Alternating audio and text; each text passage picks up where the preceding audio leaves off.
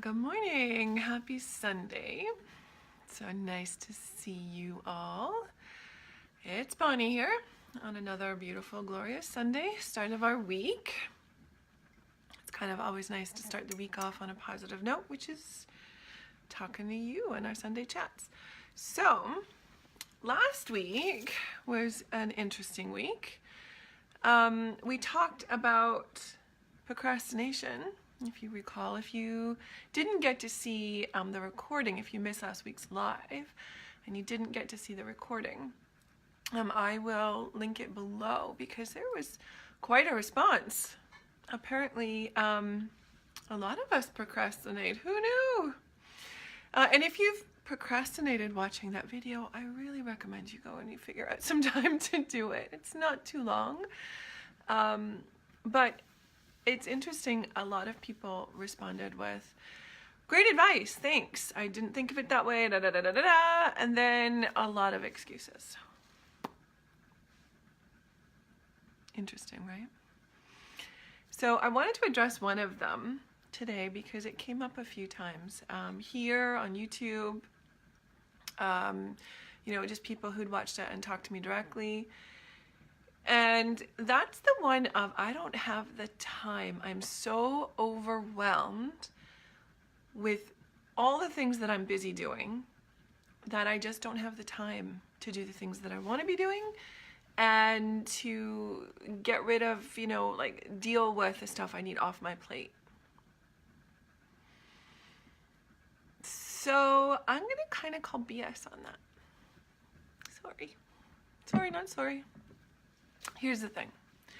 There's two words in there that I hear a lot, and they're kind of buzzwords right now. I think people are latching onto them because it sort of explains how we feel, but not the why we feel that way. So the two words are busy and overwhelm.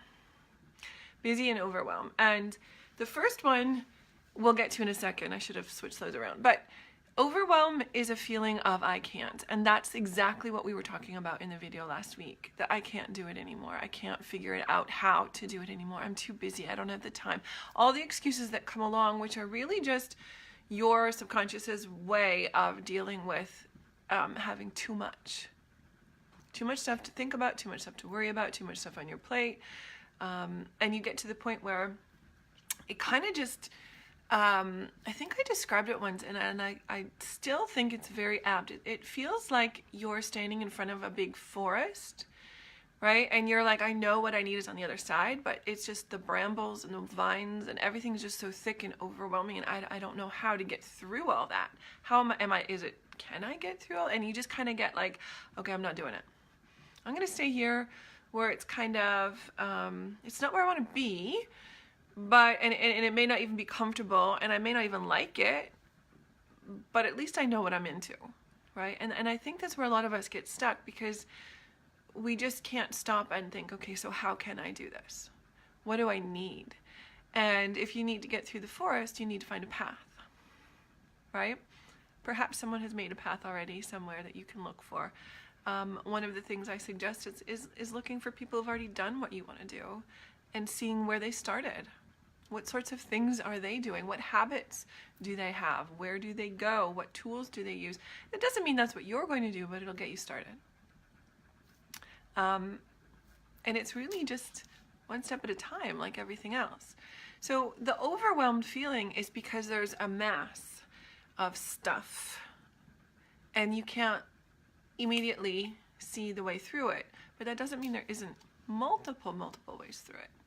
So overwhelm is just a moment. It's a feeling. It's not a fact. And too many of us are making facts out of feelings, and that's not true. So feeling overwhelmed is very connected to feeling busy. And here's what I know about busy. Busy does not equate to productive. And when I'm teaching, I see this quite often. In fact, a number of years ago, I was teaching in a school, and there was a lovely lady, and she truly believed that she was doing everything right. And she was very busy. She would literally come to the building at 7 in the morning and probably not leave till 7, 8 o'clock at night. And she's burning out hard, and she still wasn't getting anywhere. So one day I asked her, I said, what are you doing? Like, what's happening when you're here all this time? And you know what? She was really busy, but she wasn't getting anything done. You can be busy doing nothing or nothing important, right? Rifling through old magazines is technically busy, but not productive. So I really need you to just understand the difference between being busy and being productive. And here's what I know. When you're too busy to get things done, and when you're feeling overwhelmed and you can't get things done, and you start procrastinating because you're so busy and overwhelmed and you're just worn out, the thing you need to do is not more. You need to do less. You need to slow everything right down, and you need to practice being really, really mindful about what it is that you're doing, why you're doing it, and how you're doing it. So here's what I know that I have done in the past, and I still catch myself doing this from time to time when I've got something on my mind, and I need to work it through. I like to move when I'm thinking. So for me, going for a long walk, going for a hike is ideal to get the creative juices flowing. I can't always do that, so what I'll often do is do stuff in my house and just mindless household chores. And I'll be very, very busy, and then I'll look around like an hour or two later and go, geez, I've been doing stuff for an hour and it doesn't look much different. And that's because I've been busy and not productive. So busy is like, I'm going to clean my house, and I'm going to put this here and put that there, and I'm going to bounce from room to room, and and I might get one or two little things done, but an hour or so later I should have the house clean, and all I've really done is stack some books in place and gotten distracted 4 or 5 times. That's busy versus productive. Productive is very mindful, thoughtful, laid out plans about what needs to be done and how they're going to get done. And when I make those plans, my house is cleaned in an hour. You see the difference? There's a very big difference between busy and productive. Productive is mindful, thoughtful, purposeful. It's not distracted. It's not moving just for the sake of feeling like you're doing something. And it's not doing something else that you really shouldn't be doing right now. You should be doing the things that need doing so that you can procrastinate and avoid. So once again, right, we need to get stuff off our plate. So how do we do this? This was the biggest question that I had. How do I get stuff off my plate? How do I stop being busy instead of productive? One of the best ways I have experienced and I've used with clients, what do you want? You got to know that question. What do you really want? What is it you want? If you don't know what you want, you're going to be doing multiple things in all different directions, and you're not going to get very far. So what do you want? Figure that out first. And again, this is where coaching can be really, really useful. I have like a litany of tools that I use with clients to help them figure this out, because sometimes it's a forest for the trees thing, right? So figure out what it is you want. And then you go figure out what needs to be done to get what you want. So you kind of are going backwards, if you know what I'm saying, right? Like you're looking at the big picture, and now we're going backwards. What steps do I need to take to get there? And then, a to-do list never hurt anyone. And I like to get a to-do list going. I don't always stick to it. I'm not going to lie to you. But it helps me organize my thoughts, and it helps me realize what's important. And getting started is usually I go through and what feels like something easy to do. Because if you remember in the last video, I was talking to you about your subconscious is overdone, overstressed, overwhelmed, and it's quitting. It's essentially saying, I'm not doing anymore. I can't. I don't have the bandwidth for this. I'm shutting down services for today. And when that happens, you need to sort of coax it back into play with something that feels easy, like it feels easy. And that might be like taking out the garbage might be easy, but it might not feel easy right now, right? Doing the dishes might feel easy, but that just sort of gets you back in the game. So start with something that feels easy and work your way into. And then you've got to look at the stuff that is just taking up brain time, the stuff that you're worrying about that maybe you don't need to be worrying about, and how can you deal with that? And of course that's something that would actually be really great to take to coaching or to a good friend to work through, because that can go in so many different directions that Sunday chat isn't really the time to go through that. We don't have that kind of time. But you got to try to get some of those things off your plate. And it can be something really simple, like hiring a dog walker, like I did. Or stopping some things. And this is where, I'm one of you where I love and I want to do like everything. I want to experience everything on this earth at some point, except maybe bungee jumping. Not a big fan of that. But I probably can't. And if I could, I certainly can't do it all in one day. So I need to decide what it is I need to focus on right now. And that means maybe I have to step back from, spin class and only do yoga class, because doing yoga class, spin class, and gym on my own, and it's too much. So I need to back off one of them, and that would be the one that I choose for now. It's a for now thing. Okay, it's not a forever, it's a for now. Maybe I need to, back off. Well, one thing I did was I used to tutor for ages. And when I started doing more hours in coaching and more hours in teaching and more hours in workshops, I had to make a choice. There just wasn't enough hours in all the day, and I was and so I decided that my goal for my life and my career and my business did not really involve tutoring anymore. So as much as I loved doing it, I had to let it go. So I found someone to take over that stuff for me, someone that I trusted, and that kind of eased my pain a little. And it released a lot of time and energy to me. And I didn't have to think about it anymore. Because the time it took, it actually was only a couple hours a week, right? But it was just another thing I had to think about. And I had to get rid of some things that I was thinking about, because your brain only has so much energy in a day, just like you. So one analogy that I used to use, and I hope this actually serves you, because it's a very simple one and very relatable one. So you know how you can get a gift card, and it's kind of like a declining balance, right?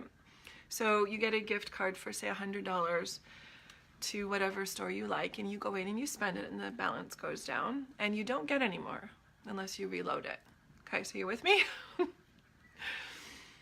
Think of your energy every day like that declining gift card. Every morning you wake up with the gift card of energy for the day. This includes your brain power, your physical energy, and all of it. And as you go throughout the day, every decision you make, every place you go, every person you talk to, everything that you do, slowly, and sometimes it jumps, but it declines the balance of your energy. Now, some days, if you've got a cold or you didn't sleep well, your balance might be a little lower than expected, right? Not quite 100% of the gift card showed up that day, and you've got to accommodate for that. Other days, you're at, top dollar, but how are you spending that energy? If you're spending that energy doing things just to be busy, you won't have anything left to give the things that matter to you. Does that make sense? I mean, I think that's, to me, it's a pretty clear analogy of what happens to us every day. And the declining balance of energy metaphor is really awesome, because what it does is it makes you understand how important everything you do. And especially when it comes to your brain, you actually have a very finite amount of energy for decision making. Did you know that? This was, I don't remember when I learned this, it was years ago. It was like And I think it must have been back in university, because I can remember thinking, man, I gotta be careful because I have some really long days. And planning things in advance, routines, things that reduce the amount of decisions you have to make can really boost your energy for other things during the day. So, you know, those things like, you know, prepping your lunches for the week, or, you know, prepping your outfits for the week or the night before can really make it sounds crazy, but it can really actually boost your mental energy throughout the day for things that are really more important to you. Sounds silly? Try it. I promise you, you'll be amazed. So just when you're deciding what it is that you want to put your energy into, remember that in a day, it's finite. Every day it gets replenished, but every day you have decisions to make, and you have places to be and things to do. And so, once again, to recap, figure out what is it you really want in your life? What is the important stuff that you're going to put your energy towards? Second, figure out what's on your plate right now that doesn't need to be, that really just does not need to be on your plate right now. I would imagine most of us have stuff that we don't even know why it's there. We have no meaningful connection to it at all. And hi, Amy. Nice to see you, sweetie. And then, you know, put your energy towards the things that do matter. And try to reduce the amount of things that you're doing so that, you know, use some routines, use some habits to get yourself replenished. And don't forget, self-care can also be bubble baths and bath bombs and lovely things that allow you to rest and rejuvenate and feel much better and happier. Nothing wrong with that, but it's not the only thing you need to do. All right? So that is me for today. And I would love to hear in the comments what it is that you feel like you need to let go of. Maybe it's not going to be easy, or maybe you just had like that light bulb moment of, oh yeah, I don't need this anymore. I have just been putting energy into something I completely don't need in my life. Who knows? So I would love to hear what it is, because I think we can inspire each other and help each other, and having a common experience can really boost our morale as well when we're struggling with something. So I will, as I promised, link the last week's video to this one because they're quite connected. And once again, I just want to remind you that it is Sunday. It is a brand new week full of possibilities and opportunities, and you have everything that you need to handle it in an exceptional way, and we're here to support you. So have yourself a beautiful, beautiful Sunday and a gorgeous start to the new week. And don't forget to comment below and let me know what it is that you are going to let go of this week. Okay? Bye for now. Mwah.